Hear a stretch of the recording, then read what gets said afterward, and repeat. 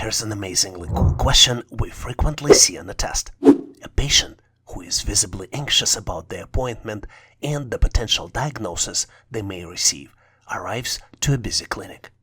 As a professional, how would you handle this situation to ensure effective communication and support the patient's emotional well-being? You're presented with 4 possible choices. Choice A. Immediately reassure the patient that there's nothing to worry about. Choice B. Listen attentively to the patient's concerns. Choice C. Direct them to sit in the waiting area without discussing their concerns. And last but not least, choice D. Offer them informational brochure about their symptoms and potential conditions. As you can see, the situation here is pretty challenging and responses are not obvious. But I have full confidence that you can solve this question. Steady your mind, trust in your abilities, and let your determination guide you through. We are in this together, and with combined strengths and focus, we will navigate through this question successfully and come out stronger on the other side, as I will explain the answer momentarily.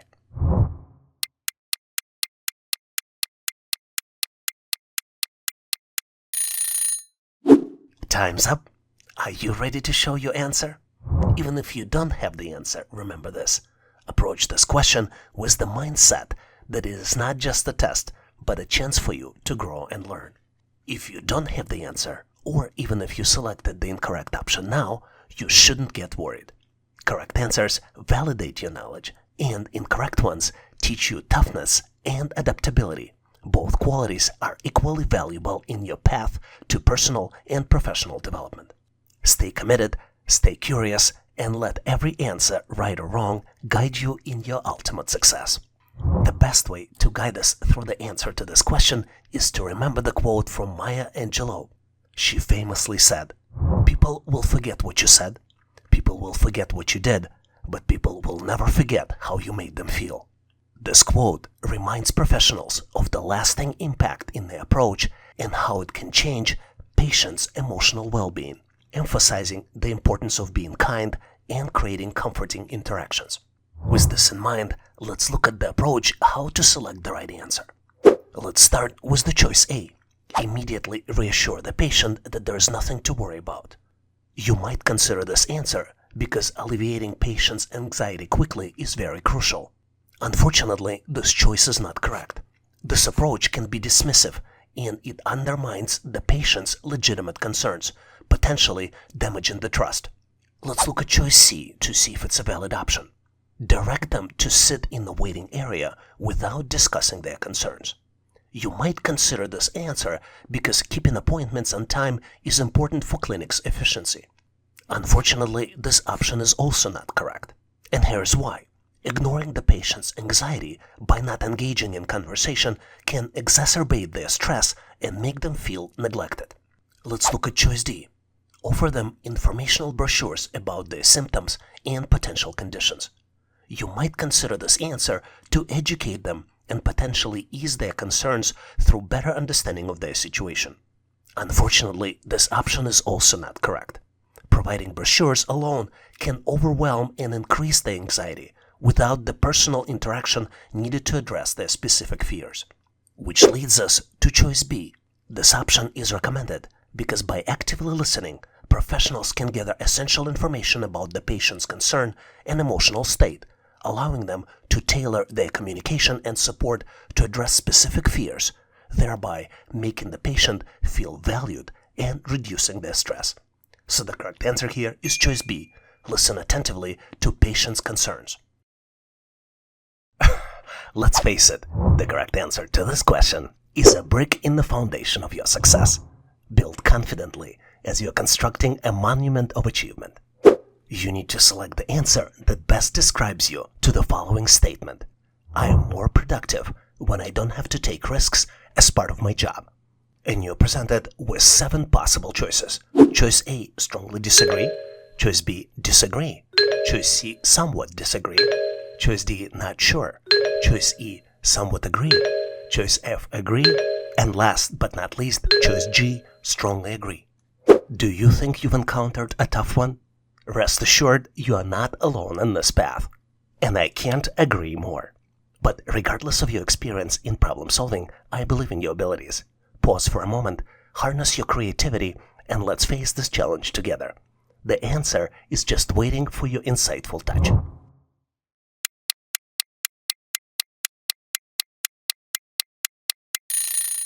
Are you prepared with your solution?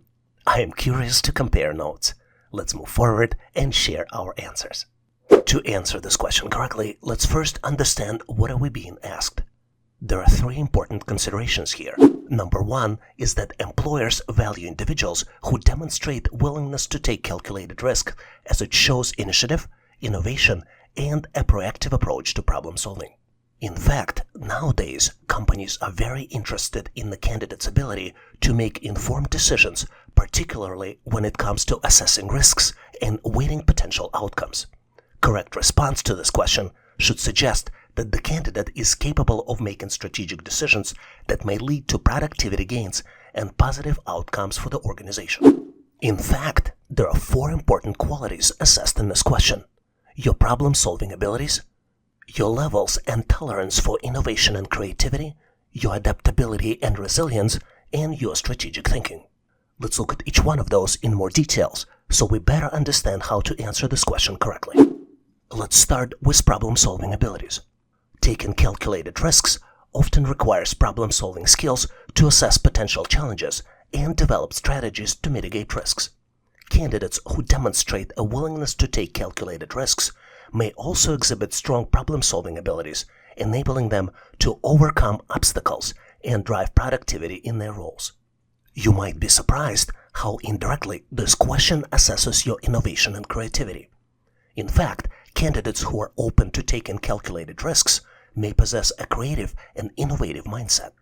These candidates may be more inclined to explore new ideas, approaches, and solutions to challenges, which can lead to increased productivity and innovation within the workplace. Based on your answer, employers can also determine your levels of adaptability and resilience. In fact, candidates who are comfortable with taking calculated risks may demonstrate greater adaptability and resilience in face of uncertainty. They may be more willing to embrace change, navigate challenges, and persevere in pursuit of productivity and success. Strategic thinking, which is also assessed as part of this question, is a big item on the list of employers. Taking calculated risks requires strategic thinking and an ability to anticipate potential outcomes and consequences. And candidates who exhibit a willingness to take calculated risks may possess strong strategic thinking skills, enabling them to make informed decisions that align with organization goals and objectives. In summary, this simple question main focus is to measure your decision-making skills. But in addition, employer is trying to determine your levels of innovation, creativity, problem-solving, adaptability, resilience, and strategic thinking. In fact, this question measures your open-mindedness and comfort around trying new things.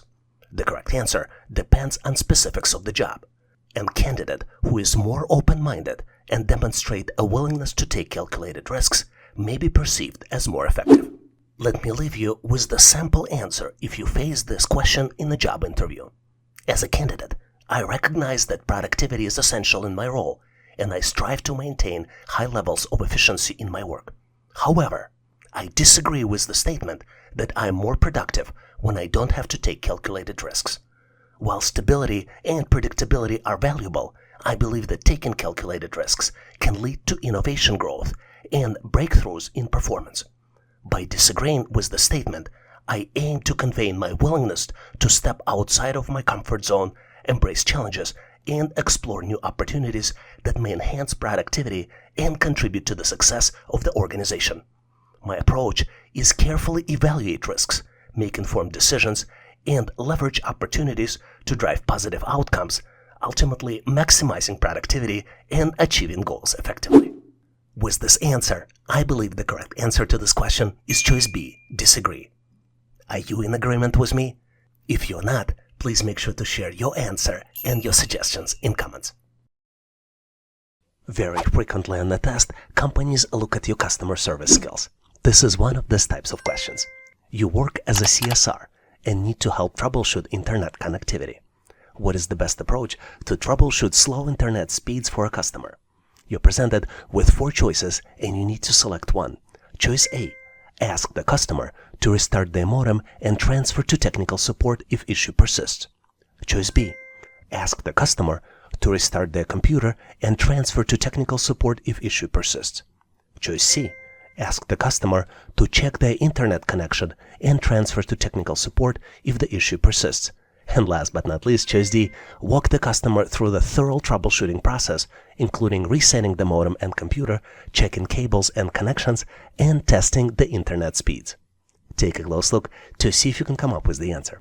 If you need to pause this video, feel free to do this to reread the answers and select the correct one. On my end, I'm moving forward to share with you my version of the answer. And obviously, if you have a better way to solve it or have a different important considerations, please make sure to bring them up in comments. I believe the correct answer here is choice D. To remind you, in choice D, you would need to walk the customer through a thorough troubleshooting process, including resetting the modem and computer, checking cables and connections, and testing the internet speeds. Only this approach shows your commitment to providing excellent customer service and may even resolve the issue without need for technical support transfer. One important thing to note, the original question is kind of convoluted and it uses the acronyms. Just to clarify for you, CSR stands for Customer Service Representative. And now let's look at the incorrect choices, choices A, B, and C, to see why they are incorrect. I think those options are incorrect because they only involved asking the customer to perform a single action and then transferring them to technical support. This approach may not resolve the issue and it may result in the customer having to wait longer for the resolution. Did you come up with the different answer? If you did, please make sure to post your answer, considerations, and thought process in comments. Here's a very interesting question to determine how well you can work with others. You need to determine what is the best way to schedule a meeting with the client who is based in a different time zone and has limited availability. You need to select out of 4 possible choices. Choice A. Schedule the meeting without considering the client's time zone. Choice B. Email the client with several date and time options without specifying the time zone. Choice C. Check the client's time zone and suggest several date and time options that work for both the client and your manager. And last but not least, choice D. Schedule the meeting during your manager's preferred time slot without considering the client's availability or time zone. Take a close look to see if you can select the right answer. And I'm moving forward to share with you my version of the answer. And obviously, if you have a better way to solve it, please make sure to post in comments. I believe the correct answer here is choice C. Option C is the best choice because it takes into consideration the client's availability and time zone. There are 2 stakeholders in this action, your manager and your client. And you need to check the time zone and suggest several date and time options that work for both the client and your manager. This will ensure that the meeting is scheduled at a convenient time for both parties, and this minimizes the risk of confusion and miscommunication. Let's also look at other options to determine why they might be incorrect. Let's look at option A. It is wrong because it ignores the client's time zone, which will lead to scheduling conflicts. Option B is also incorrect because it does not specify the time zone, which can cause confusion and miscommunication. And last but not least, option D is incorrect as well because it disregards the client's availability and time zone, which can lead to scheduling conflicts and damage the company's reputation. When you solved this challenge on your own, did you come up with the different answer? If this is the case, please make sure to post your answer and solution in comments. Here's a very interesting question on how to provide recommendation to your manager for the new product line. Your manager wants you to provide a recommendation on whether to continue investing in the new product line based on your analysis of the sales data. What is the best approach to analyze the sales data and provide the recommendation? You're presented with 4 different choices. Let's look at each one of them. Choice A. Conduct a simple analysis of the sales data and provide recommendation based on initial findings. Choice B. Conduct a comprehensive analysis of the sales data, including market trends and competitor data. Provide a recommendation based on your findings. Choice C.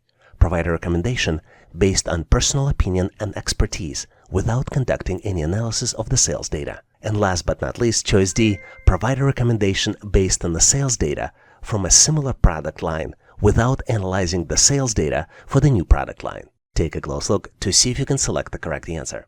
Are you ready? Ready or not, I am moving forward to share with you my version of the answer. And obviously, if you have a better way to solve it, please make sure to post in comments. I think the correct answer here is choice B. In choice B, you need to conduct a comprehensive analysis of the sales data, including market trends and competitor data. Provide a recommendation based on your findings. I think this choice is correct because it allows you to provide a thorough understanding of the sales data, ensuring more accurate and informed recommendation. Conducting a comprehensive analysis of the sales data is essential in making an informed decision for your manager. Let's also look at the incorrect choices to determine why they are incorrect. Option A is too simplistic and can get the result in an incomplete assessment of the sales data. Option C is unreliable and can be seen as unprofessional since it's based on personal opinion and experience without any supporting data. And last but not least, choice D is not recommended since it involves using sales data from a similar product line, which may not be relevant to the new product line. Was your answer different? If it was, please make sure to post your answer and solution in comments. Here's a very interesting question to test how you would behave. You are working on the project with other team members, which needs to be completed in the next 9 days. After re-estimating, you realize that you're in danger of missing the deadline. What would you do next? And you have 5 choices to select from, and you need to select all that apply in order. Choice A, you decide to work on the weekend to make up for the lost time. Choice B, you mention your concerns as a first discussion item during the next team meeting. Choice C, you will approach project manager and discuss with her to see if your calculations are correct. Choice D, you prioritize finding a project team member responsible for the delay. And last but not least, choice E, you review project plan to determine other tasks that might be delayed as well. Do you know the answer? Take a close look, maybe pause this video to see if you can come up with the solution. On my end, I am moving forward to share with you my version of the answer. But obviously, if you have a better way to solve it, since the answer is not obvious, please make sure to post it in comments. I believe that the key trait tested as part of this question is transparency, and specifically, transparency when working on the project. What is transparency? Transparency when working on the project is defined as a trait of collaborating with others in an open way without the secrets, which means working together as a group where all team members can access all relevant information about the project easily and efficiently. It also means publicizing and making additional information available and sharing your concerns as they become known. What's interesting about this question is that this question is about you, and this question is about how you would behave when you're part of the group. You have 2 choices. One of your choices is to demonstrate transparency and review additional information with the team, or you can use the information you uncovered to hide the delay and find someone who might be responsible. Success of the team is essential for your own success. Your concerns about missing the deadline might be accurate, or they just might be a result of your miscalculation. The best idea is to validate your concerns and to share them with other team members as well as project manager. Even if you're personally responsible for the delay, if you bring your concerns early enough, they could be addressed and you can still meet the deadline as a team. I believe that there are 3 important traits tested as part of this question: transparency, communication under pressure of deadline, and courage of bringing unpopular information for the discussion. There are also some red flags that this question helps uncover. It can test your character for potential sneakiness. This question detects if you prioritize finding someone to blame for project delays and non-disclosing valuable information to the team in a timely manner. Considering this, the worst choice to answer is choice D. You prioritize finding a project team member responsible for the delay. Choices E and A are also not recommended, and the main reason is because it's not clear if project is truly delayed. It is always better to have an open discussion before trying course correction. Based on this, my recommended choices are choices B and C. And the reason I selected these choices is because transparency during the discussion of items strategic to the project's success benefits the project manager and the team members, and sets an example of open discussions on any issues that might affect project's progress. This type of precedence also allows the team to trust each other better and work together more effectively. So my recommended choices are choice B, you mention your concerns as a first discussion item during the next team meeting, and choice C, you approach project manager and discuss with her to see if your calculations are accurate. Do you have a better solution? Please make sure to post your answers and rationale in comments. Here's a very interesting question to test your customer service skills. You work as a retail associate at the New Wave store, which is part of a large global chain. Customer browsed the selection of clothing items and looks very frustrated and dissatisfied. She approaches you, and after you check on the computer, you can't find the item she is looking for inside the store. What would you do next? And you're presented with 4 choices, and you need to select all that apply. Choice A, offer to place an order at New Wave online website. Choice B, apologize that item is unavailable and suggest to try Amazon.com or another retailer. Choice C, mention to the customer that there were supply chain shortages everywhere now. And then last but not least, choice D, call to the store manager to discuss the situation with frustrated customer. Interesting question, don't you think? Take a close look to see if you need to pause this video to come up with the solution. Are you ready? On my end, I am moving forward to share with you my version of the solution. And obviously, if you have a better way to solve it, please educate us and share your solution in comments. I believe this question is designed to validate your ability to handle a conflict and turn things around. The key of successfully resolving the conflict is ability to collaborate with the customer and focus on the solution. Main objective of the interaction is to listen to the customer, understand what customer is trying to do, and try to be genuinely helpful. There are 3 best practices. Number 1, always project how can I help you attitude. Number 2, take responsibilities for the issues. And number 3, avoid arguing and escalations. I believe there are 3 essential traits this question is looking for in a candidate. Focus on the solution, project helpful attitude, and avoid escalations. There are also red flags that question is trying to pinpoint. Number 1, lack of responsibility, and number 2, searching for excuses. Considering this, choices D and C are the least recommended choices to answer. Let's look at choice D. Call to the store manager to discuss the situation with frustrating customer. This is the worst one to select trying to resolve the situation because it takes away time from the manager and shows your inability to handle a conflict and resolve the situation. I also suggest that you do not select choice C.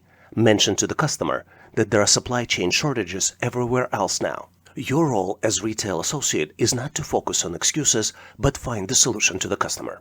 Based on this, I believe that the best choices here are choices A and B. Choice A, offer to place an order at New Wave online website. And choice B, apologize that book is unavailable and suggest to try Amazon.com or another retailer. It is the key to make customer feel happy and appreciated by focusing on the solution and trying to be sincerely helpful. By offering these 2 choices, you show that you do not just trying to make a profit, but also able to offer outside solutions, for example, using Amazon.com retailer. In addition, ability to resolve conflict yourself and keeping customer happy without escalations to the manager is also extremely helpful skill. Do you have a better solution? Please make sure to post your ideas in comments so we can all learn. Here's a very interesting question which tests unusual traits and doesn't have very obvious answer. John works as a manager at a large company. Recently, John was asked by his boss to sign a contract with a local business who is run by John's longtime friend but who previously had issues with the law. What should John do? And there are 4 choices to choose from. John should sign the contract. It will be a productive relationship since he knows the owner. Choice B. John should use his friendship and ask local business owner to give special discount to his employer to establish a long-term partnership. Choice C. John should work with legal department to add protective clause into legal language of the contract. And last but not least, choice D, John should report potential conflict of interest to his superiors and ask for their advice. Do you see the answer? What's interesting about these types of questions is that you need to select all that apply. Are you ready? I am moving forward to share with you concepts that are tested as part of this test. And obviously this is just my opinion. If you have different thought process, please make sure to share your solutions and choices in comments. I think this question is designed to test the candidate for the concept of conflict of interest. In this question, John has a conflict of interest with his employer. Conflict of interest is when someone's personal obligation or loyalties clash with their duties in the workplace. This is how it works. John's friendship compromises his ability to make impartial decisions, judgments, or actions that serve the best interests of his employer. In addition, John's friend, company owner, had issues with the law in the past, and some industries in some countries, for example financial industries in the United States, may require company to disclose such relationship to the government. John has an established friendship with the local business owner, but at the same time he represents large company as a decision-making manager. Most organizations have policies in place to disclose conflict of interest for employees and managers. Let's look at 3 main reasons why disclosure is so important in the workplace for the company. Number 1, organization needs to have all the information to make decisions. Number 2, disclosing conflict of interest ensures interests of employers are protected. And number 3, it reduces legal problems. I think there are 4 important characteristics and traits that are tested as part of this question. Number 1, understanding laws and regulations. Number 2, understanding companies' compliance policies. Number 3, understanding and disclosing conflict of interest to employer.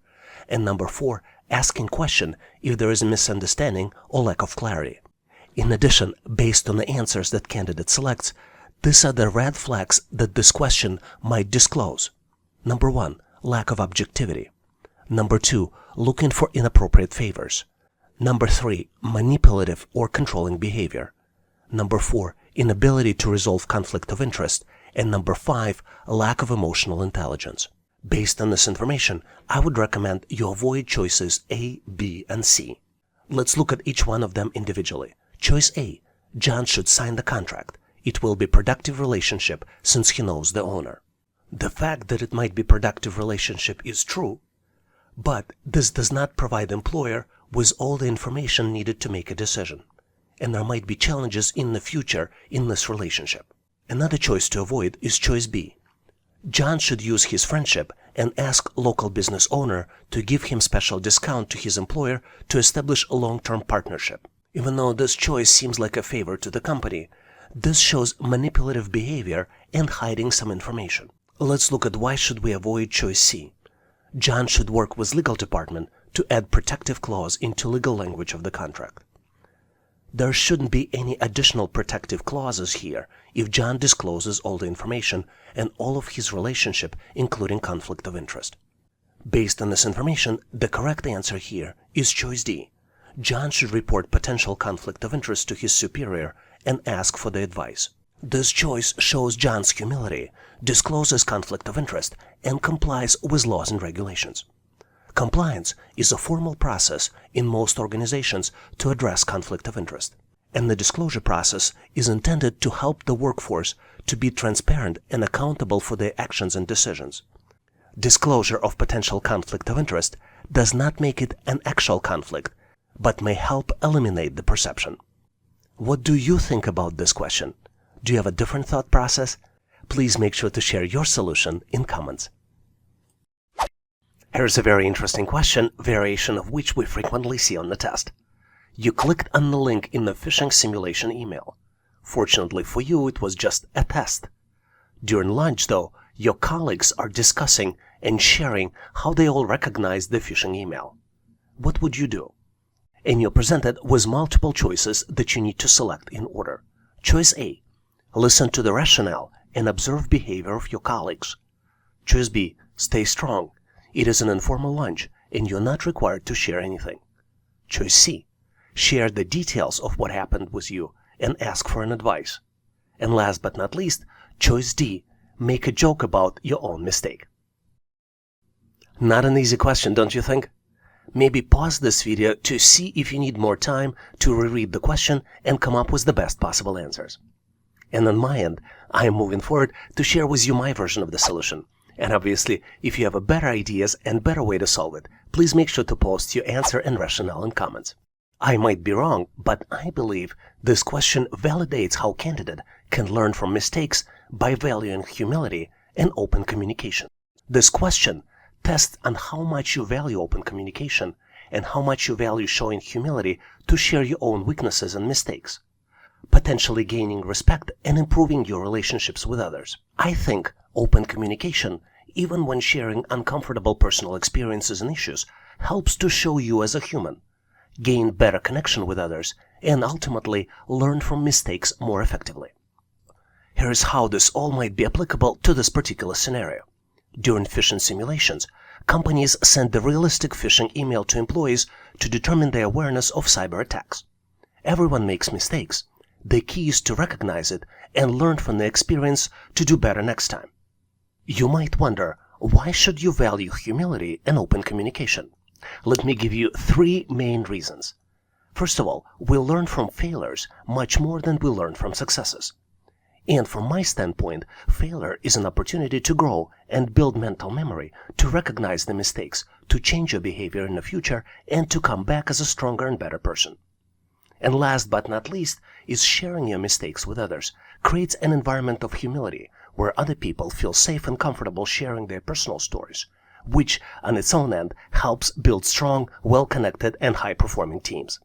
Based on this information, I believe that there are 4 key essential traits that are assessed in this question: humility, authenticity, desire to learn, and open communication. There are also some red flags that this particular question can help pinpoint, and those red flags are selective communication, defensiveness, lack of faith in others, as well as lack of initiative and lack of confidence. Based on this, the least recommended answers are choices A and B. Choice A, listen to the rationale and observe behavior of colleagues, is not going to help you grow, is not going to help you become a better person, even though you might hide your mistake. And choice B, stay strong, it is an informal lunch and you're not required to share anything, is complete misconception of what strong means. You will be viewed as a much stronger person if you find courage and strength to share your mistakes and present yourself as a human being.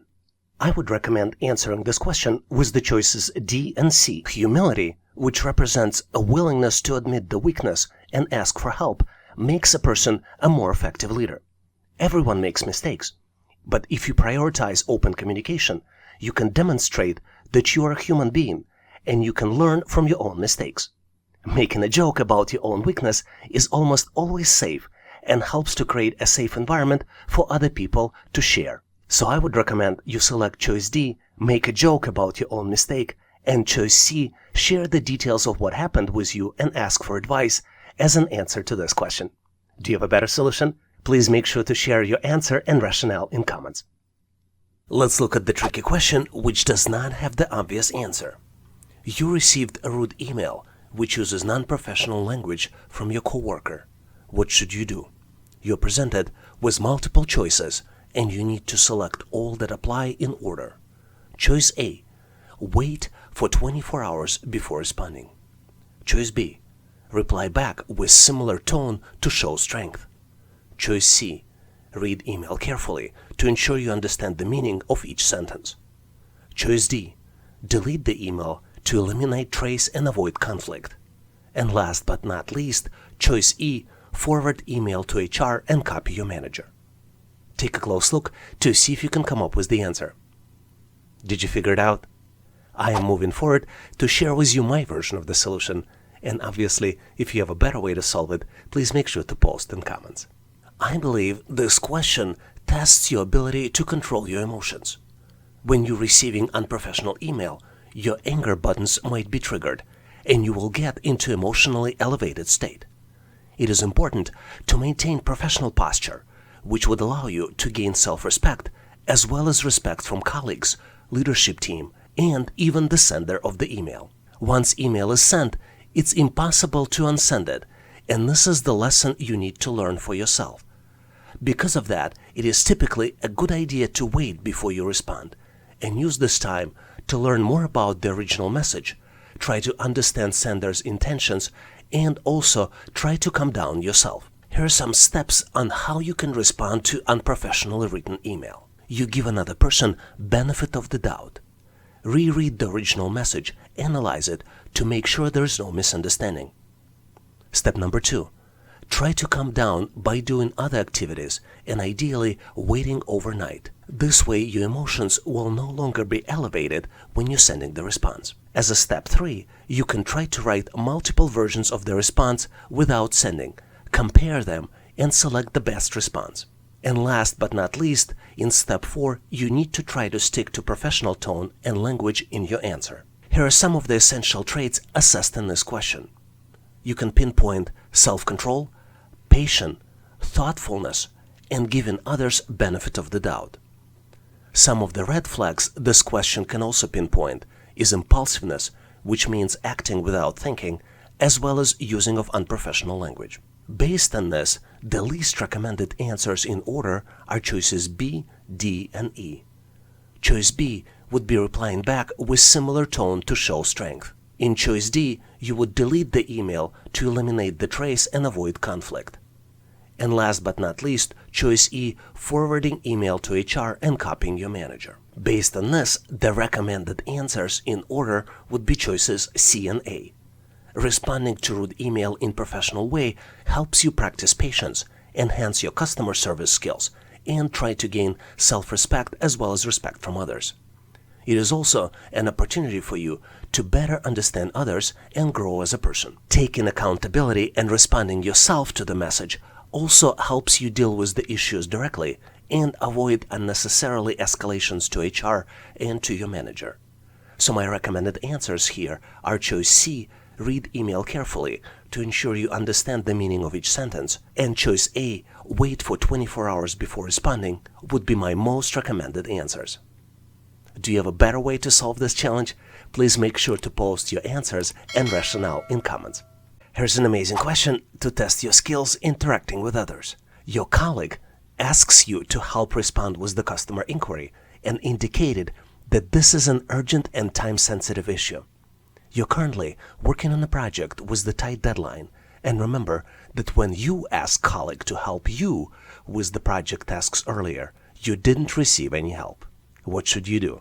And you're presented with 5 choices from which you need to select all that apply in order. Choice A, learn to say no. Explain that because you're working on a tight deadline project, you don't want to waste any time. Choice B, try to help as much as you can. Choice C, have a conversation with your colleague after your project is completed.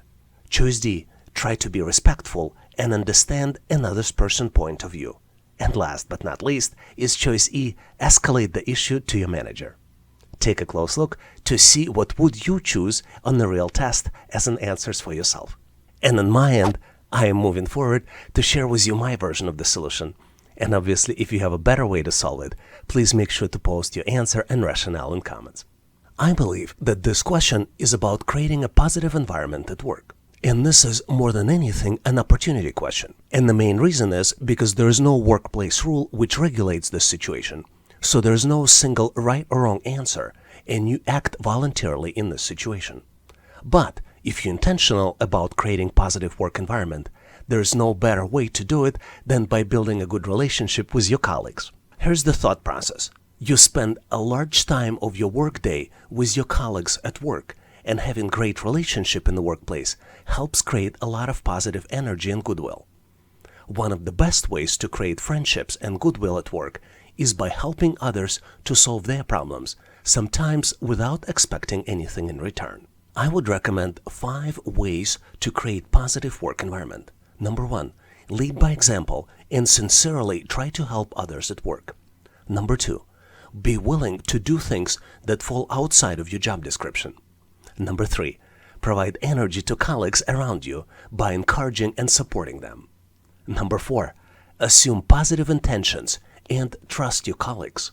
And last but not least, number 5, take pride in the company vision and do what is best for the company and clients. Let's see how those principles can be used to answer this question. Let's first look at essential traits. The key essential traits tested in this question are taking initiative, team orientation, developing your colleagues, as well as leading by examples. There are also 4 red flags that can be pointed based on your answers. They are defensiveness, lack of goodwill, unnecessary escalation, and creating a drama in the workplace. Based on this, the least recommended answers in order would be choices A and E. Choice A: learn to say no. Explain that because you're working on a tight deadline project, you cannot waste any time. If you think of helping others as wasting your time, you will not get any positive emotions in their mind, and you will not get any brownie points from them. Choice E: escalating the issue with your manager will show that instead of building relationships at work, you're more interested in creating drama in the workplace. Based on this, I recommend choices B, C, and D. You always have an opportunity to show goodwill and take a first step to build a good relationship. And there's no better way to build friendships and create positive work environment than by leading by example and helping others to solve their problems, sometimes doing it without expecting anything in return.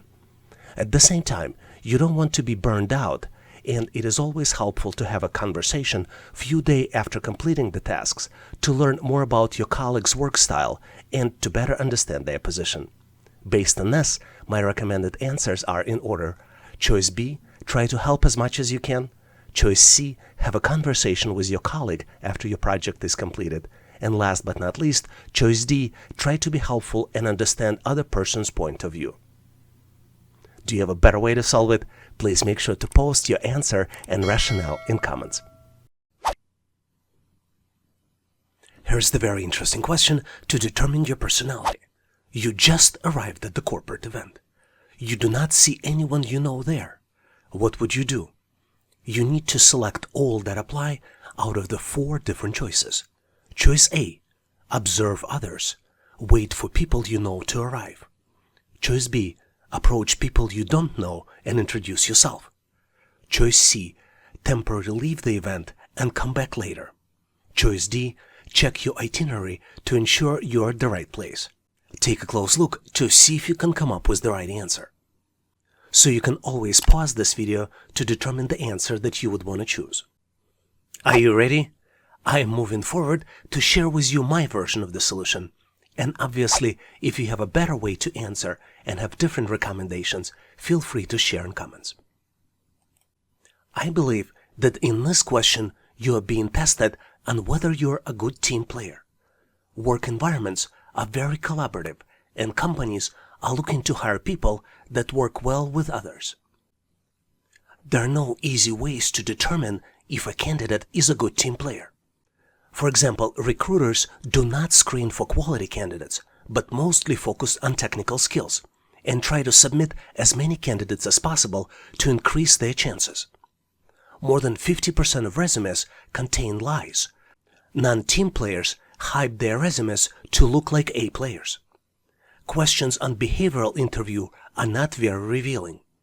References checks are generally worthless. This is why companies ask questions on the test that might help them to determine the right candidate. During the assessment tests, companies look for essential traits for the team players. They typically look if the candidate is social, if candidate adapts easily to difficult situations, if candidate tackles challenges with enthusiasm, and whether potential employee is a creative problem solver. They also look for the red flags.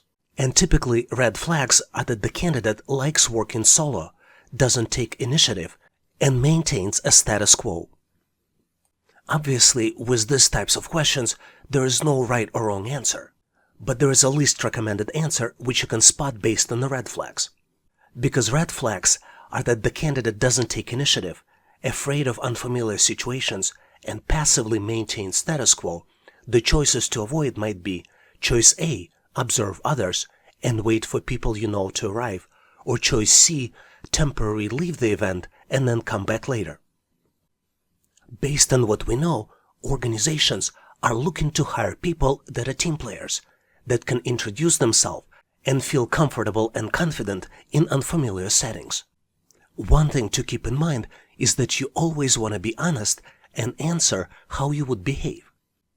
But you also need to understand that your behavior is unpredictable until you're actually in this particular situation.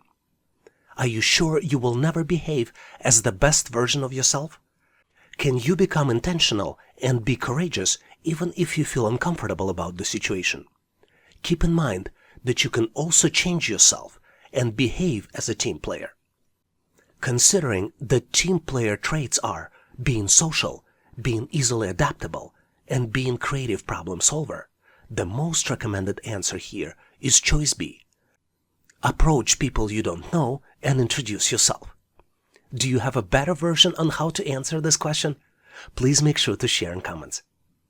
A lot of times during the test, you might be presented with very uncomfortable situation to determine how you would behave. This is one of those test questions. You got promoted to the manager role that your colleague at work was also hoping for. Now things are awkward between you two. You want to keep the relationship going, but your colleague is not speaking to you outside of the required communications during the team meetings. You have 5 choices to select all that apply in order. Choice A. Apologize for the fact that you were promoted over your colleague. Choice B. Ask your colleague about her career aspirations. Choice C. Schedule a meeting to discuss your colleague's feelings. Choice D. Stay professional. Choice E. Prepare the 30-day action plan as a manager of the department. Take a close look, maybe pause this video, give yourself 10 to 15, maybe 20 seconds to see if you can come up with the answer. Are you ready? I am moving forward to share with you my version of the solution, and obviously if you have a better way to solve it, please make sure to post in comments. I think this question is about demonstrating leadership at the higher level of job responsibilities. Let's take a close look. I think you cannot control other people's reactions to your promotion. Typically, the best candidate gets selected for the promotion if there is a competition within the department. Because of this, you should not feel bad that you were selected for the job, and instead of focusing on colleagues' feelings, you should focus on common goal of making department and the company move forward in the marketplace. I think your colleagues' reactions described in this question might be called stonewalling, which is one of the ways to demonstrate defensive behavior. Stonewalling means that the person shuts down when feelings are overwhelming during a conflict. Instead of looking inside and finding opportunities to get better and look forward at this experience as potential opportunity, especially when they can't do anything about the changed environment, and they find the blame in another person and mentally justify their behavior. Here are some recommended steps how you can respond as a leader in your department. You should not feel bad about what happened. You were selected for a promotion for a reason, and there is nothing to apologize for. Number 2, you should be empathetic, but do not try to please your colleague. Number 3, you should focus on the common goals for the department. You should build a plan to move forward, be a change agent, address all the issues that you've learned about when you were a peer with your colleague, and you should lead by example. Let's look at the key traits assessed in this question. I think the essential traits that are being assessed are empathy, leading by example, and genuinely try to help others. There are also some red flags that this question is trying to look for. For example, feeling guilty and focusing on feelings instead of work deliverables. Based on this, I think that the least recommended choices in order would be choices A and C. Choice A, apologizing for the fact that you were promoted over your friend, and choice C, schedule a meeting to discuss your colleagues' feelings. I would say that the most recommended answers would be choices D, E, and B. I think staying strong and maintaining professional behavior is always a good strategy, which gains you respect from peers, management, and company's customers. Instead of focusing on feelings of another person, you should focus on common goals for the department to advance your organization, and do it by building an action plan. At the same time, you should genuinely try to help your colleague to advance and ask her about her career aspirations.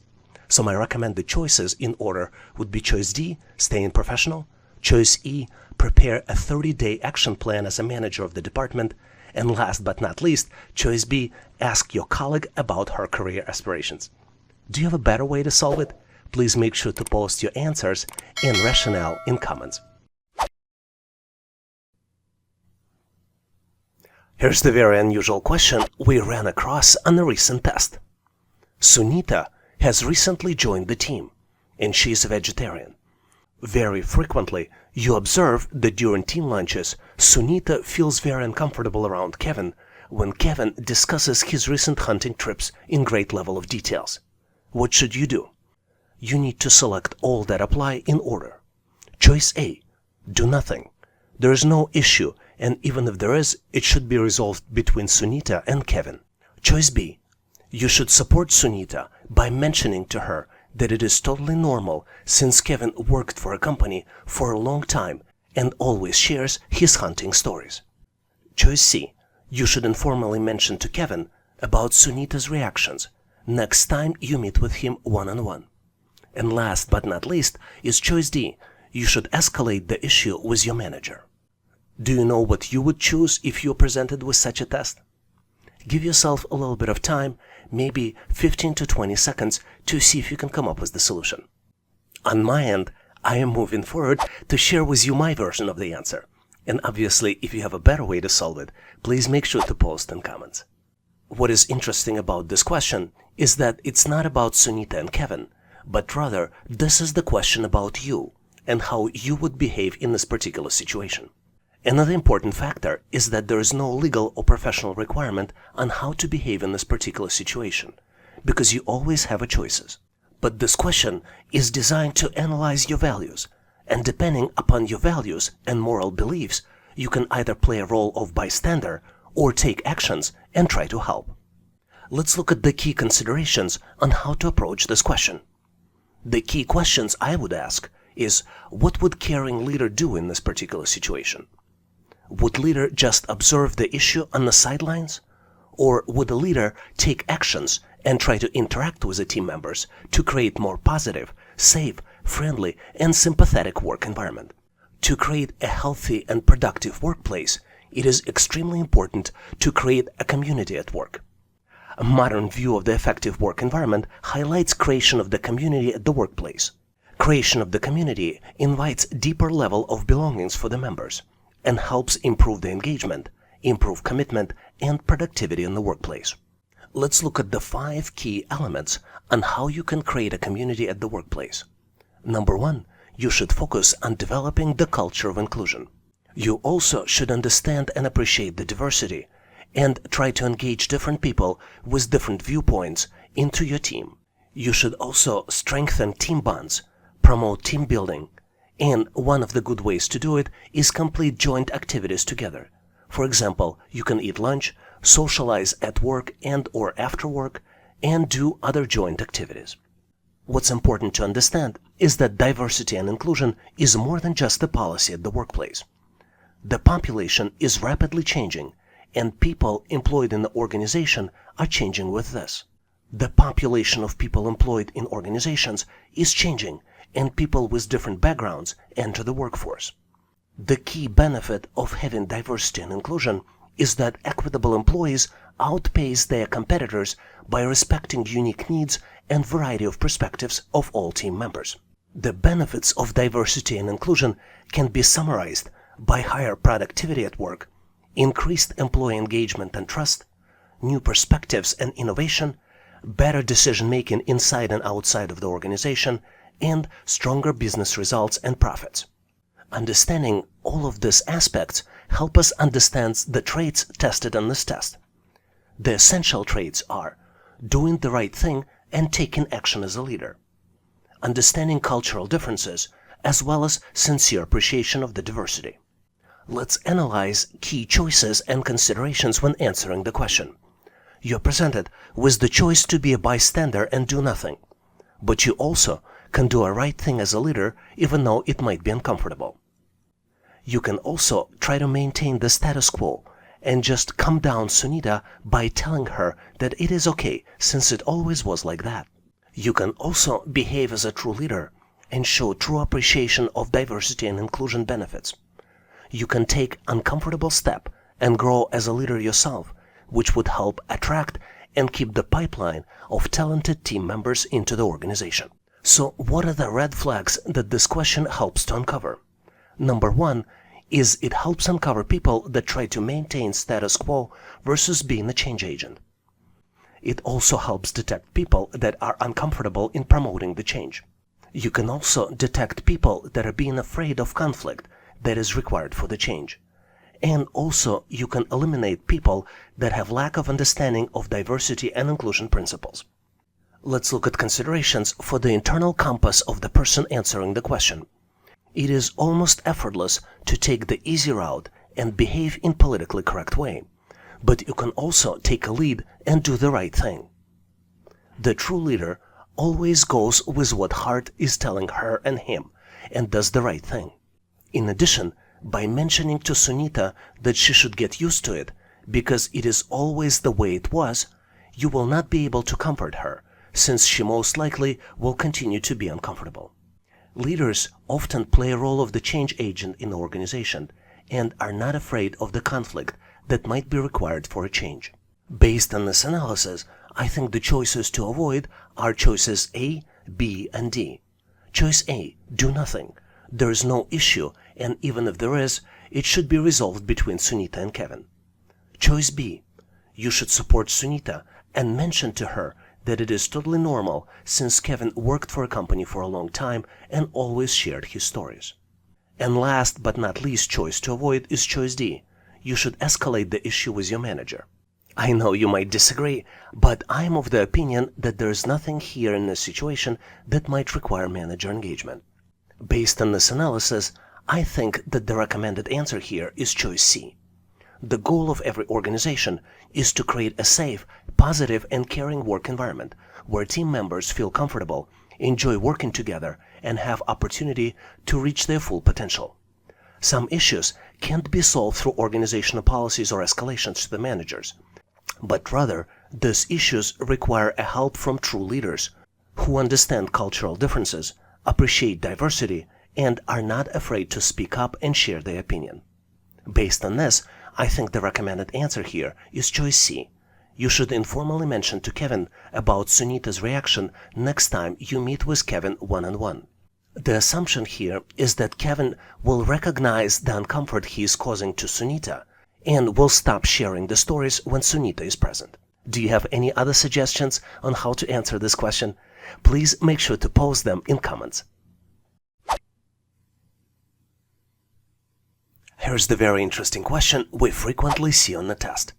You recently overheard conversation between two people in marketing department about the potential change in the remote work policy, which would require everyone to start coming to the office daily. Currently, you are only required to come into the office 2 times per week. You are very concerned about this potential change since you are taking care of elderly parent living with you. What should you do next? And you need to select all that apply in order. Choice A, immediately schedule a meeting with your manager.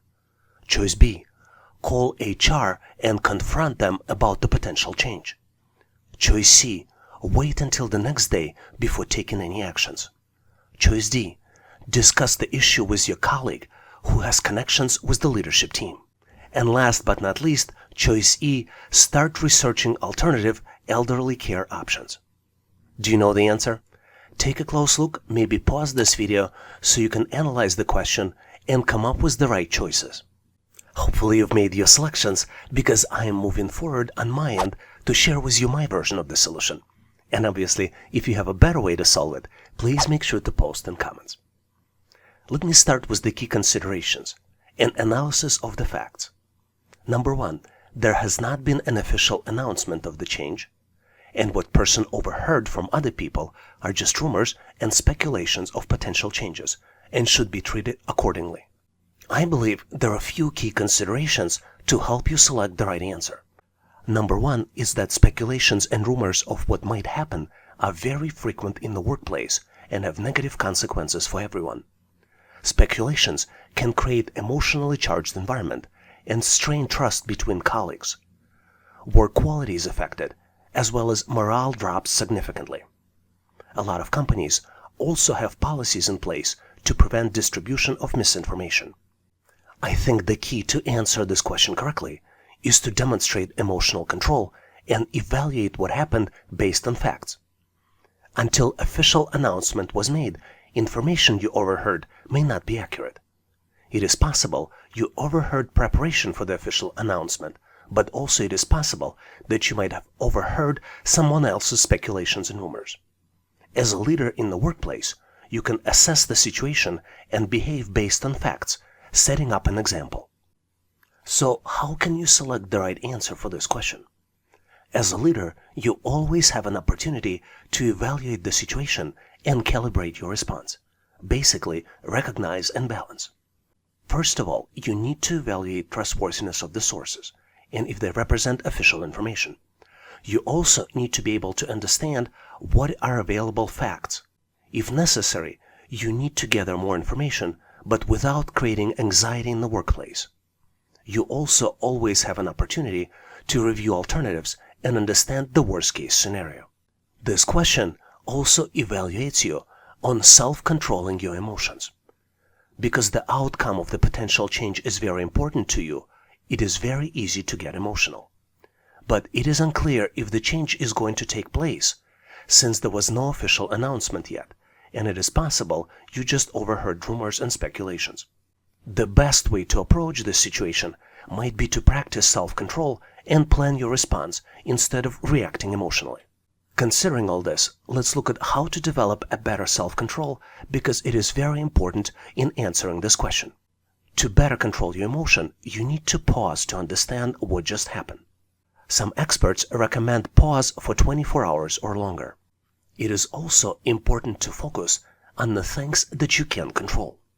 In case potential change is implemented, how bad is it going to be?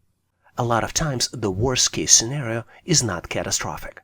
And then the last but not least technique, the one which I like the most, is focusing on the positive aspects of the change.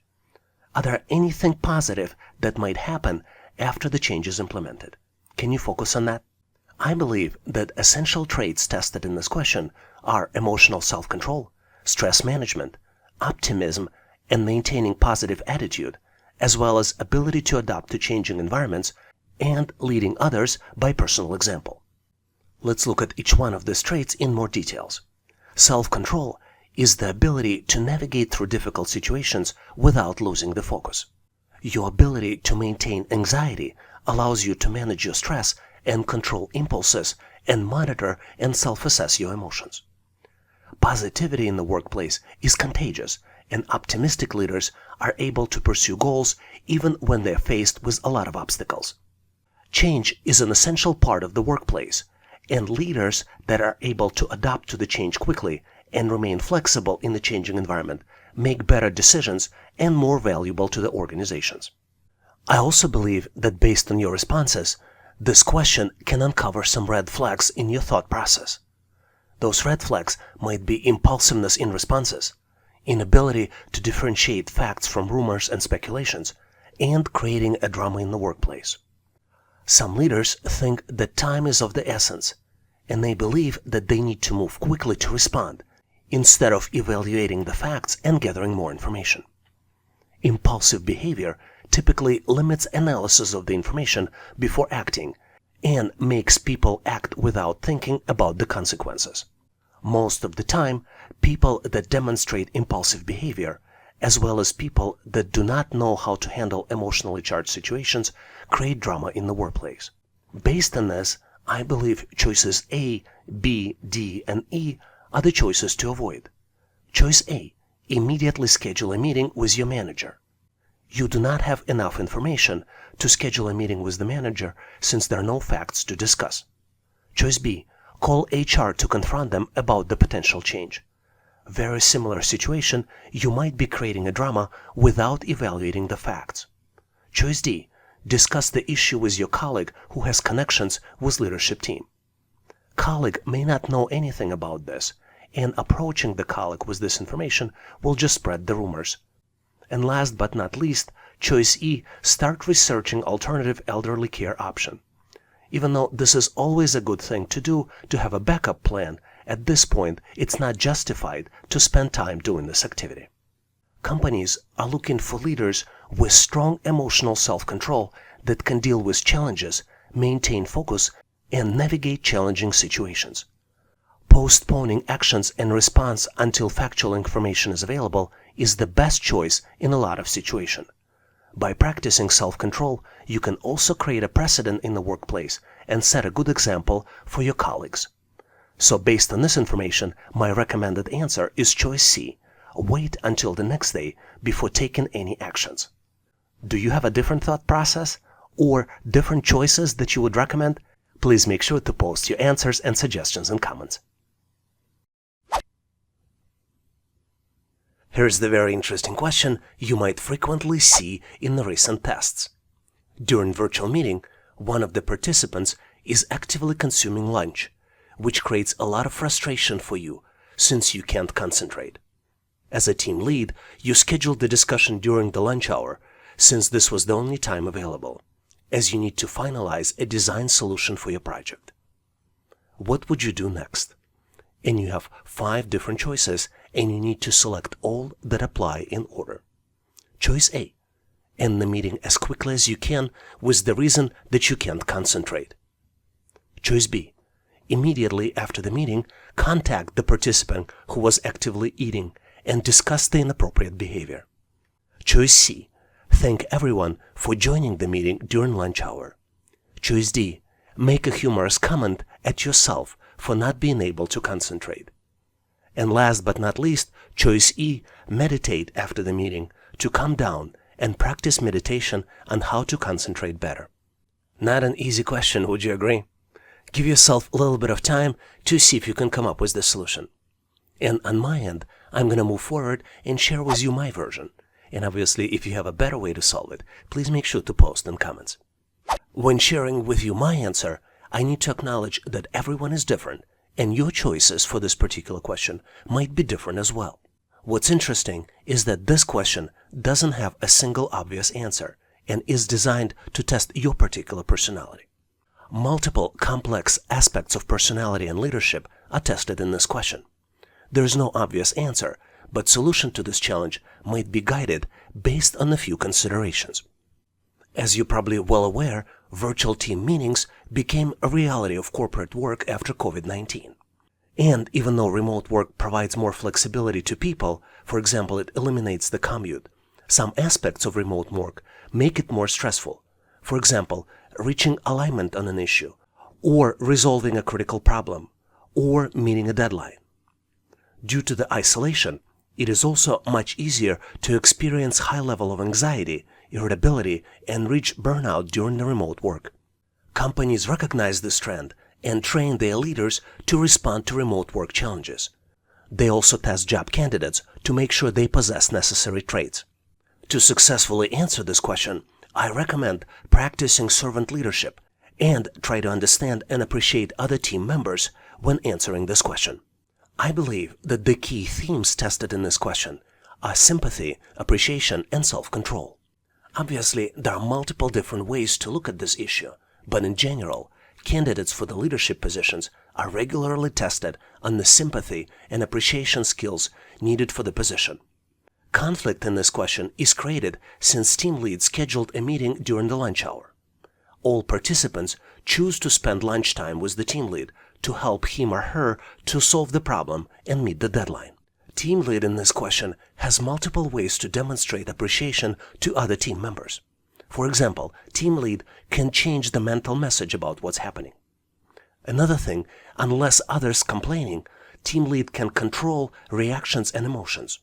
In addition, in the described scene, since meeting is scheduled during the lunch hour, it is expected that the people will consume lunch during this time. And also, leaders are expected to demonstrate sincere appreciation of people joining the meeting during lunch hour to help meet the deadline. People in leadership position can demonstrate better leadership and lead by example. Some behaviors, though, might be considered non-professional. For example, abruptly ending the meeting for no reason or non-justified reason. Another thing, creating a drama and contacting an employee to discuss perceived inappropriate behavior. Team lead may not know what else is going on in this person's life, and giving somebody a benefit of the doubt might be a good guide for the next step. Some things for seasonal leader to consider might be what else is going on in this person's life. Maybe team member doesn't have any other reasonable options to eat lunch due to the schedule conflicts. Or maybe a person is stressed out or burned out, and contacting the person would be the last straw to start a fire. Just because of the positional power team lead can do something doesn't mean that he or she should do it. Key traits that are tested in this question are sympathy, appreciation, self-control, humility, and benefit of the doubt. In remote work environment, it is especially easy to make a mistake, misjudge someone, lose temper, and misunderstand the situation. Also, depending on your own internal level of stress, it might be hard to practice self-control. Also, using your positional power as a team lead to dictate your, in quotes, unreasonable way of doing things may lead to team's disengagement. In remote work environment, it is especially hard to know what else is going on in team members' life, and it is very easy to misjudge and make a mistake. I believe that the red flags this question is looking for is lack of appreciation for team members, mismanagement of anger and frustration, and unreasonable and unjustified use of positional power. And here's why these traits are red flags. Leaders who acknowledge and appreciate their team members will have a happier and more motivated workforce. It's important for people leader to be able to balance their emotions and practice self-control. Sometimes using positional power is justified, but it is unwise for a leader to create a conflict and lose control based on the fact that someone is consuming lunch during the lunch hour scheduled meeting. In addition, also making a humorous comment about yourself and acknowledging an individual personal issue can a lot of times discharge tense situation. Based on all of this information, the least recommended answers might be choices A and B. Choice A, ending the meeting as quickly as you can with the reason that you can't concentrate, may not be a good choice. And choice B, immediately after the meeting, contacting the participant who was actively eating and discuss the inappropriate behavior, may be unreasonable and unjustified use of positional power. Considering sympathy, appreciation, self-control, humility, and benefit of the doubt being essential traits for a good leader, I would recommend choices C, D, and E being the most recommended answers. The goal of a leader is to demonstrate servant leadership, appreciate everyone joining the meeting, and focus on the end goal for the discussion, which is finalized design for the solution. Based on this, my recommended answers are in order.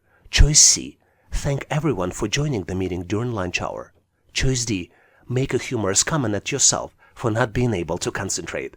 And last but not least, choice E, continue improving yourself and meditate after the meeting to calm down and practice meditation on how to concentrate better.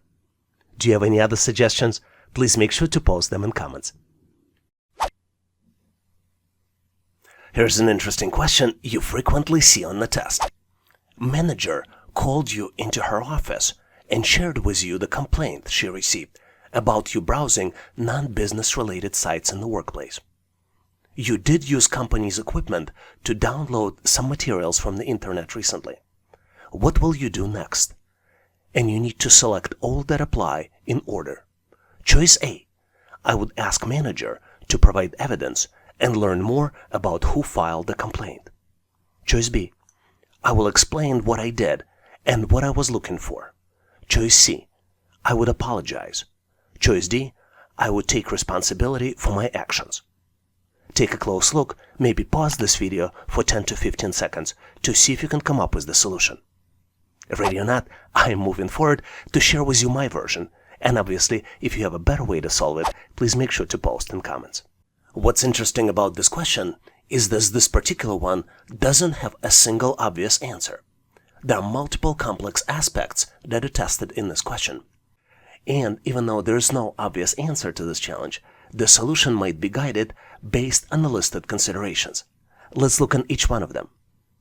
The first one is that organizations monitor computer use and corporate network activities.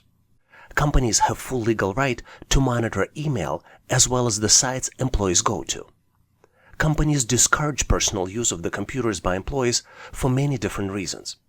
And there are special policies on accessing inappropriate content using company's equipment. The tricky part of this question is that this particular one tests candidates' knowledge and understanding of these policies, and more importantly, how candidate would behave under the circumstances. Let's look at the personal use of the business equipment first. Companies typically provide computers for use to their employees, but there are a lot of challenges with personal use of the business equipment. There are also consequences for using it to conduct inappropriate business activities. So, what are the typical personal uses of companies' computers? we can list 5 main categories: make online purchases, send personal email, playing games on company's computer, downloading non-work related materials, and downloading and installing non-work related software. There are typically special policies for inappropriate content on business computers. Inappropriate or unauthorized content can be grouped into 5 main categories. Number 1, content promoting hate based on race, religion, disability, sexual preference, and etc. Content promoting violent extremism, sexually explicit content, real or simulated violence, as well as, last but not least, pirated software, which is the software you don't have legal license for. This question is very challenging because there's no one certain answer, but there are some important considerations if you look at the question definition. Number 1, there is certainly a possibility for mistake and misunderstanding here, but if manager called employee for a discussion, there was probably enough evidence of wrongdoing that has been collected. Number 2, since organizations own the equipment and network access, company has full legal right to monitor the employee. Understanding policies before accessing content should guide employee decisions. And last but not least is that inappropriate access can be detected by computer monitoring tools as well as reported by coworker. I believe in this particular question, candidate is tested on 4 essential traits: honesty, trustworthiness, professional behavior, and in compliance with company policies. This question only implies that employee downloaded content and doesn't indicate if the content was appropriate or not. It only shows non-business related sites in the workplace, which does not necessarily indicate an inappropriate content. Another important consideration is that there is always a possibility for a mistake and misunderstanding, like with everything in life. Role of an employee here is to provide facts and support the investigation. And the best strategy is to know the policies before using company's equipment and to follow those policies. Based on the listed answers, there are certain red flags that employee is tested for. Number 1, employee becoming defensive. Number 2, attempts to hide what happened. And number 3, attempts for revenge with someone who reported the employee. Based on these red flags, I think the least recommended answer is choice A. I would ask manager to provide evidence and learn more about who filed the complaint. And here is my recommendation for the most recommended answer. I believe that the goal here in this question to demonstrate leadership and take responsibility for your actions. And this is true not just in question, but in life as well. If you did something unknowingly, not knowing if it is prohibited by the policy, it is always a good idea to apologize. So my recommended answers in order are: choice D, I would take responsibility for my actions. Choice B, explained what I did and what I was looking for. And then last but not least, choice C, I would apologize. Do you have a better solution for this question? Please make sure to post your answers as well as thought process in comments. Thanks for watching. I really appreciate you for helping us to become one of the largest YouTube channels to help people become smarter, increase your IQ, and to pass any test. If the content of this video was helpful, please make sure to click the like button to help YouTube algorithm promote this video and help other people to find it faster. Giving us a like is also a way for you to tell us that you need more content like this, and when you tell us, we will deliver it for you in the future. For links to free and premium resources, please check the description and comments of this video. You can also go directly to our website, howtoanalyzedata.net, to download the materials related to this topic. I really appreciate your endorsement, support, and patronage of this channel.